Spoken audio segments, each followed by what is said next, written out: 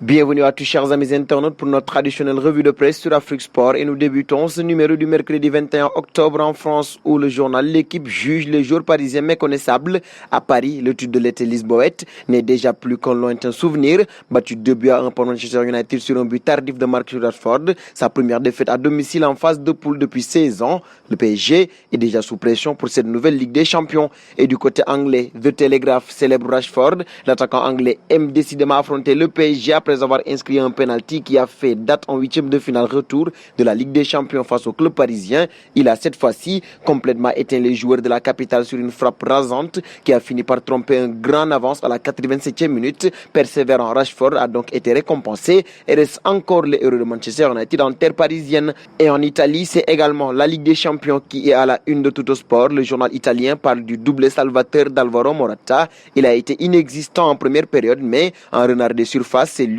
qui est venu libérer la Juventus de Turin au retour des vestiaires à la 84e minute, permettant à la Juventus de Turin de faire le break et d'assurer la victoire. Du côté du Corriere dello Sport, c'est la revanche de Ciro Immobile contre le Borussia Dortmund qui est à la une. Le capitaine lazialais a douché le Borussia Dortmund avec un but précoce après un ballon chippé très haut à la 6e minute, puis Marwin Hitz a marqué contre son camp sur corner 23e minute et l'ancien Toulousain Jean-Daniel Akpakpro a clos la marque. La Lazio prend donc la tête du groupe F devant le club Bruges, victorieux sur la pelouse du Zénith Saint-Pétersbourg. Un saut en Espagne désormais avec la Manita du Barça qui est à la une de Mundo Deportivo. Le FC Barcelone a réussi son grand retour en Ligue des Champions en surclassant Ferencváros 5-1 grâce notamment à un brillant Lionel Messi. Buteur sur penalty, il a été imité par Ansu Fati, Philippe Coutinho, Pedri et Ousmane Dembélé. Le Barça a ainsi repris des couleurs.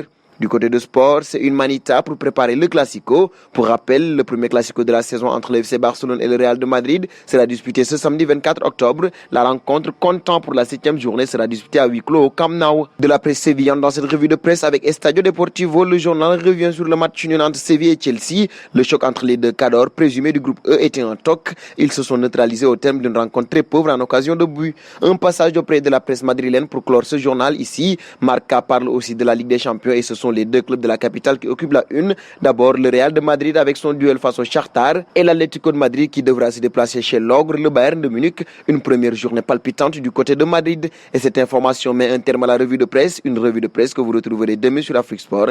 En attendant, si vous êtes nouveau sur la chaîne, n'oubliez pas de vous abonner et d'activer la cloche de notification pour être au courant des informations football à temps. Nous vous disons à très vite sur Afrique Sport.